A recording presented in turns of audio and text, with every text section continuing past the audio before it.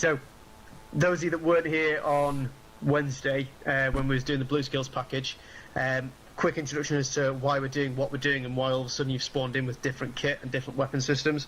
So we're going to be moving onto a 15 mission tour, if you like, where we're going to be re-rolled as Special Forces Support Group, which is a Tier 2 SF asset that is designed to provide usually offensive action manpower in support of Tier 1 Special Forces operations. So that's what we're doing.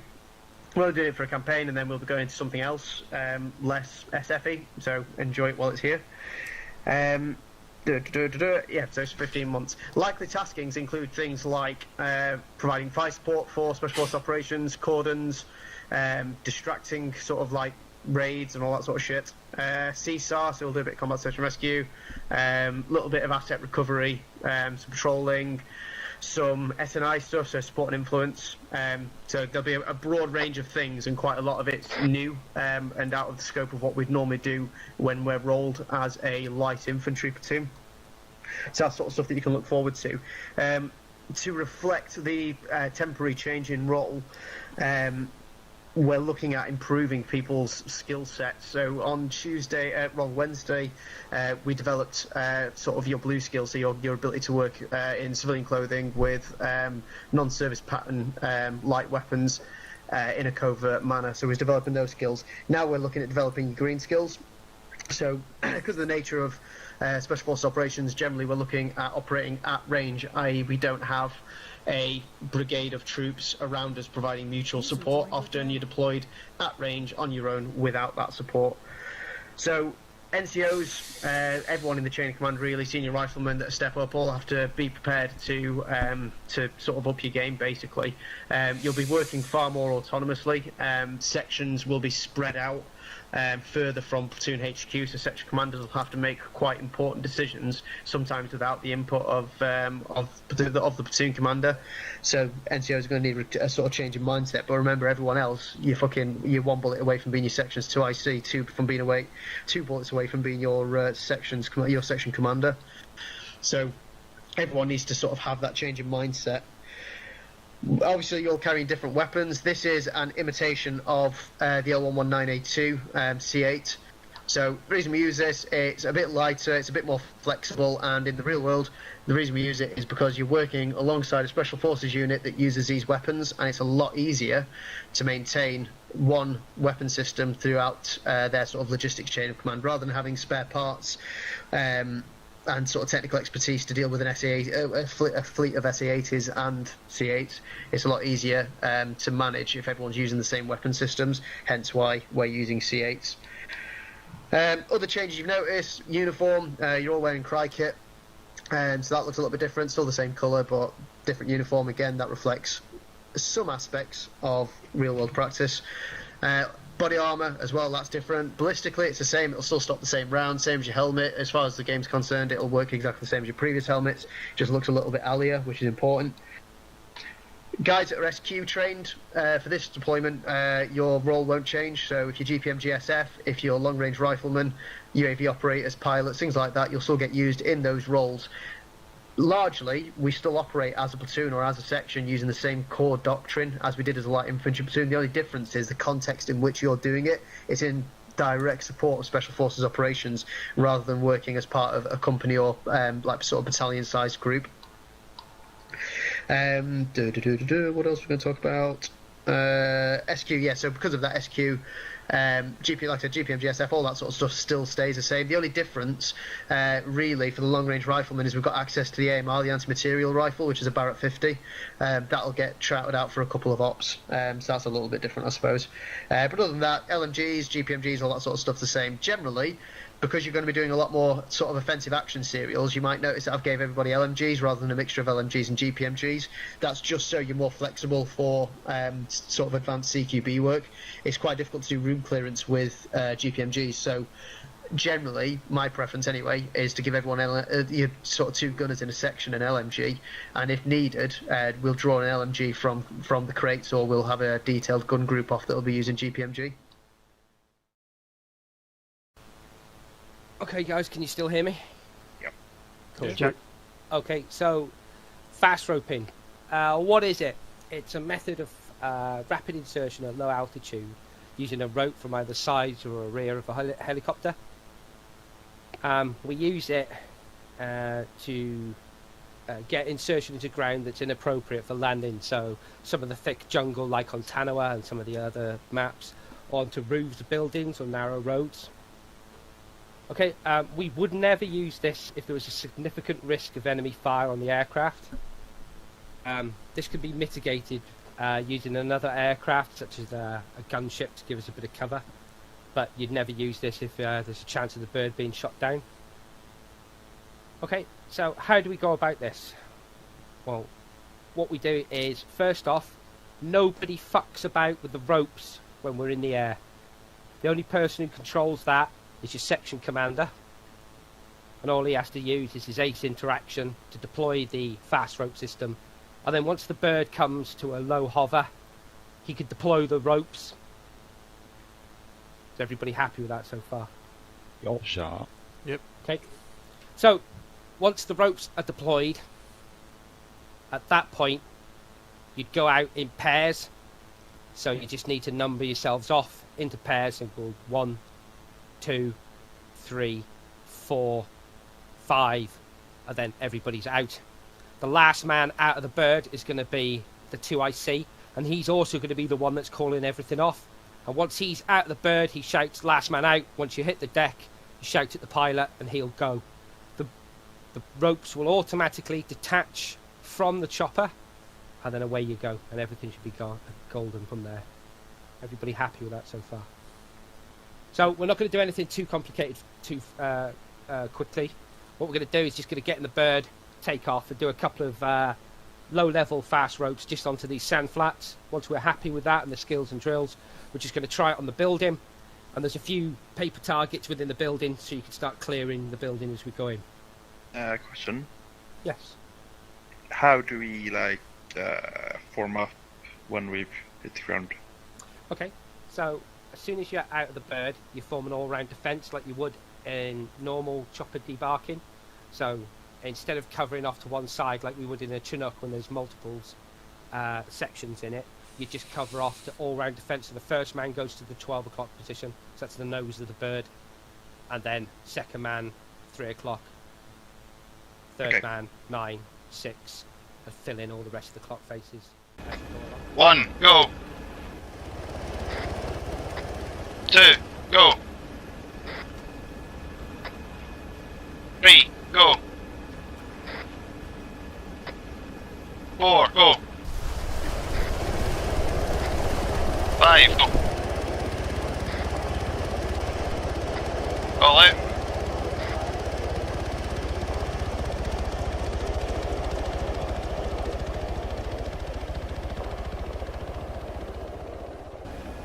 Get ready, guys!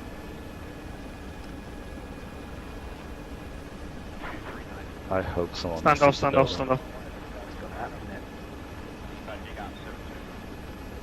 Okay.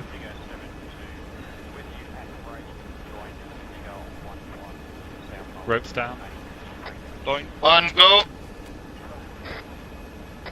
2, go! 3, go! 4, go! 5, go! I would never.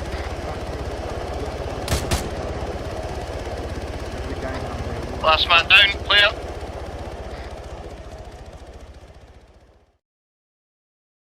In terms of skills and drills, MUC is much the same. The idea of this range is to start developing the flexibility required to conduct urban operations. So you do practice MUC a lot, but it tends to be a giant building and everyone runs around in a bit of a gaggle fuck. The idea is that this is going to introduce a layer of structure and command from your junior NCOs whilst clearing through buildings, particularly complex large buildings. It's also going to develop your individual skills and drills on a new weapon system, which is obviously the C8, and you're also going to get introduced to flashbangs. This train's going to take, Explodes. well, it's going to be, there's 3 components to it. There's the individual skills range, which is this building behind you, where you move through in pairs and just practice your normal MUC drills. So making that decision, do I fight from the door, cutting the cake as I move around, or are we going to go red, frag it or flash it and push in and clear stuff? Obviously, something else we've introduced now is the 9-bang, the flashbang. What we use that for is space creation. So in terms of armor, it stops the AI from engaging you for about a second, and then they will start firing, but they'll be a bit inaccurate. But at this range, they'll still do some damage. So you've got to be quite quick when you throw the flashbangs in. So you launch it in, and as soon as it initiates, you're straight in behind it, and you engage the targets that are in the room. It's obviously good for rooms where we think there may be civilians in there. Similarly, it's also good for buildings where we're concerned about the penetration from the fragmentation on the grenades. So we've introduced them for this tour. So flashbangs, they're new. They won't kill you, but they will blind you. So make sure you don't follow them in until you hear them initiate. Similarly, make sure you're not throwing them like fucking spastics at your feet. Your MUC drills are largely the same. This is just getting you used to 1 flashbangs, 2 using the C8s rather than the SE8s. Has anyone got any dramas? Can Sweet. you ace cook a flashbang?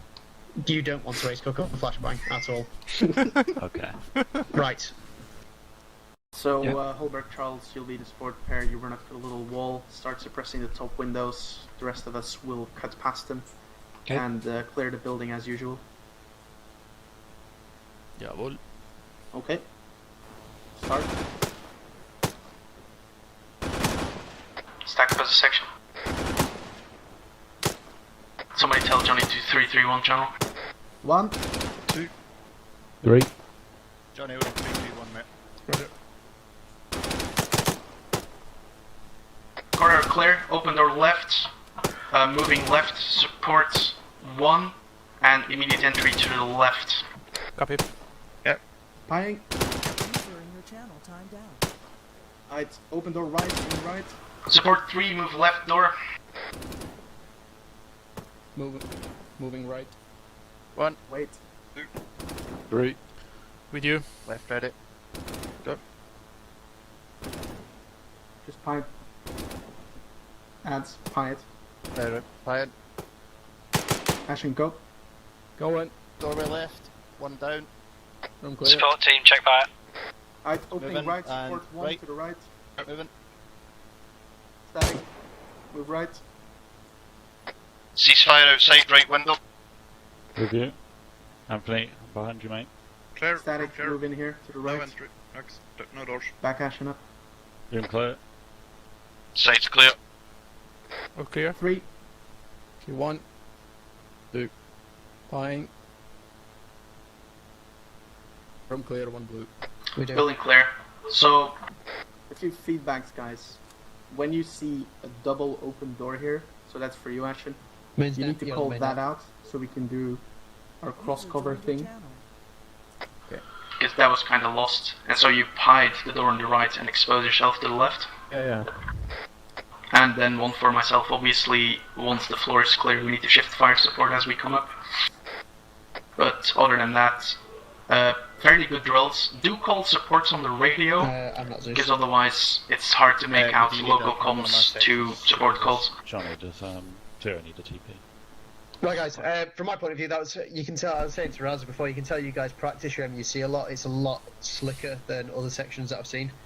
The command and control in particular is very good in terms of these section. No one's bounding any further forward than the section commander's controlling, which is absolutely spot on. The only feedback from that one was the door on the end and right was missed. Someone in the stack shouted it up, but it was disregarded. Yeah, Okay, so it needed clearing. There was enemy in there, so Smithy was stood with his back to it, aiming down a corridor. That's an uncleared room behind him, and obviously a threat. So that needed I was clearing the at one some who point. shouted it up to Raz, does he want to clear it, and he told me no. That's fine. Feedback's going to come through. Like I said, I heard someone shout it up, and I heard it then get disregarded. So we need to make sure that every room is cleared. Particularly when we start putting our backs to rooms. Raz already mentioned it, just making sure that if we're going to clear a room, build a room on the left, and there's an adjacent door to the right, both need to be taken down simultaneously. because otherwise you go into one and then you're just exposing yourself to the other, or at the very least cover that other doorway. But even covering it, you're going to be covering it from an angle, so you're not going to be able to see the entirety of the room. So you've got two doors adjacent to each other, go for a simultaneous takedown. But other than that, they are literally nitpicky points. I can tell, like I said, that your section practices MUC a lot, because that was actually a sort of pretty decent one too, to be fair. What you're going to do now is a similar sort of serial, but you're going to be assaulting that building behind us. We're using the jackals to mount your assault. So, as you can see, the walls are a lot higher. In reality, we've got a couple options. We could use assault ladders and get some guys on some ladders shooting over the wall. We don't have that option in ArmA, however, we do have jackals, and obviously the main weapons on the jackals sit quite proud of the vehicle, so they actually will be able to fire over sort of 5-foot walls. Well, not 5 foot, as big than 5 foot, but you know what I mean, big walls. Like that, absolutely fine. So what we're going to practice is a bit more of a dynamic assault using the jackals. And again, this is just giving you, as a commander, as potential commanders, a couple of extra tools in your toolbox on how to assault a building. There's absolutely nothing wrong with using the mobility and the firepower of jackals to assist you in your assault. So what I want to see is the jackals shooting you in, pulling up against the wall so they can fire over the wall, dismounts coming out, stacking up on the compound gate, pushing into the compound, clearing the courtyard, and then into the building. So detail is, as we drive in, suppress the building. Charlie, Are you all in, Delta? drive to the left of the gate, Delta to the right, drive to the wall, gunners keep suppressing. Sorry, then dismount, swing the door, Drive off. fight from the door, and normal drill applies. Suppress the building, let's drive up.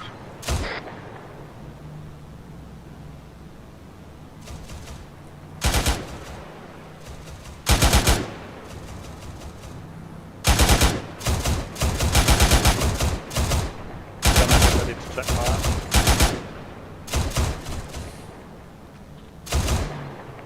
Go, go, go.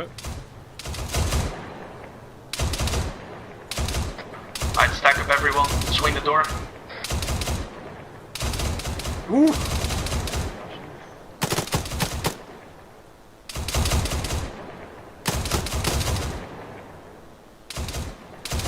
Ready? Go. Going left.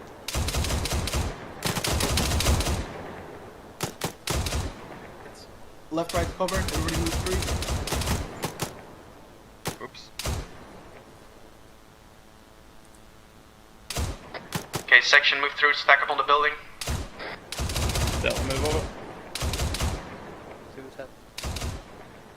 What is that? Fine. Okay, open doors everywhere. 4-man entry, 2 and 2, left and right. Moving.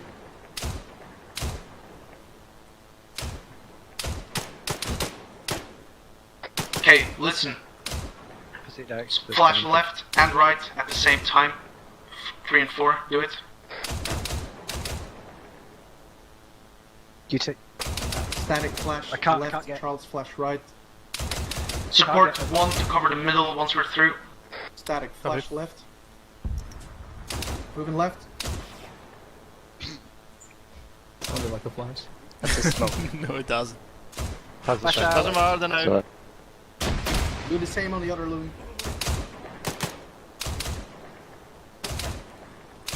Door on the left is clear. Cover in the middle. Static. Room on the right clear, 1 doorway. 1 support, right. Left side, no more doors. We'll cover the corner. Coming in. Cover the We do. Room clear. Room clear, no doors. Stay out, stay out. Oh, for fuck's sake. Okay, Sorry. let's move on to the next room. Door left. 1, It's clear. 2. that's clear. T. That means go to the other side and cross cover as we advance. Support 2. On you go, Karen. 1. You gotta join. 2. Right team, bang and clear the door on the 3. right. Ashen on me will move around the corner. Team coming out. Yep. Let's move. On you stack. Yeah, stacking behind him. Just bang and clear. Add Throw bang. smoke around if we Flash may. out. That's fine too. Go, go, go. Ground floor clear. Rear against the stairs. 1. 2. 3. Alright, moving up. Let's have a whole stack move up.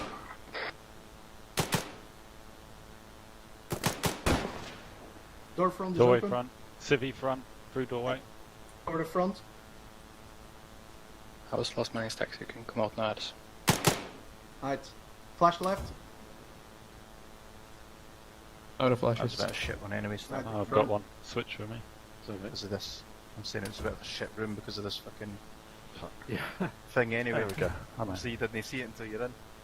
Fine. Wait. Okay. Ready? It's Yeah, one of those pine. things. You flashing or not? No. In the right. Room on the left clear. Next 3. Next door. Ashen, that's you. Go Ashen. Okay, 1. 2. 3. Buying. Okay, room clear. Go in. It's clear. Anyway. Turn around then. T. 3 and 3. Bang and clear. Oh, yeah. Coming Wait. out. Switch. I don't have a. Russian. I don't have a T. flashbang. It's a Switch T. me. Let me check. Ashen. Stop where you are. Cover the left. 2 will throw. Okay. Yep. In the 2s, throw. Back out. Blind, blind, blind. Fine, it's fine, go. Right clear. Okay, step back. I'm Oh, going. go. In the left. I'm stuck. Oh, my things. Doorway left. Clear. Left clear. Yeah, we have You're a right, problem Ashen. with Come my back. thing. Yeah, we can make. Okay, go. Go. Check it. Buying. Okay, door on the right. Yeah, go.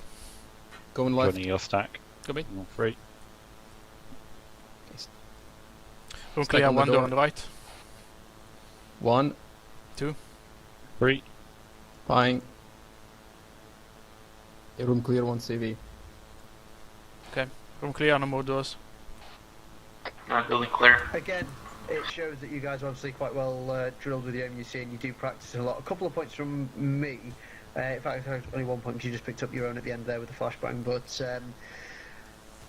having a lot of people in corridors, you see it on TV a lot, and it works for things like SWAT teams and stuff like that, where the only threat is enemy fighter. In a military setting, when we're expecting the enemy to start throwing grenades at us, having 6, 7, 8 people all cramped up in a corridor just means 6, 7, 8 casualties when one grenade or one burst of LMG fire comes down the corridor. So try and think about that in future, incorporate that into your future practice periods. But yeah, well done. Hopefully you found that of some value. I appreciate you do a lot of MUC anyway, but I was trying to just build on those sort of strong foundations that you've already got and start getting you think about the tactical picture rather than just how to clear a room really well or how to clear a corridor really well. Just building it all together into 2 scenarios and using the jackals as a form of 1 mobility and 2 fire support. Did everyone find that useful? Yep. Good. When using flashbangs, just having some sort of drill for where the first man accidentally blinds himself but the second man is fine. It's difficult because the first man can't see, but if it's just, even if it's just like he knows he's blind, he knows his room to his left, so if you're blind, rather than just stand there, particularly in that last room where it's important that both rooms are taken down at the same time, if the first man's blinded, just sidestep to the left so the man behind can push forward and take down the room still.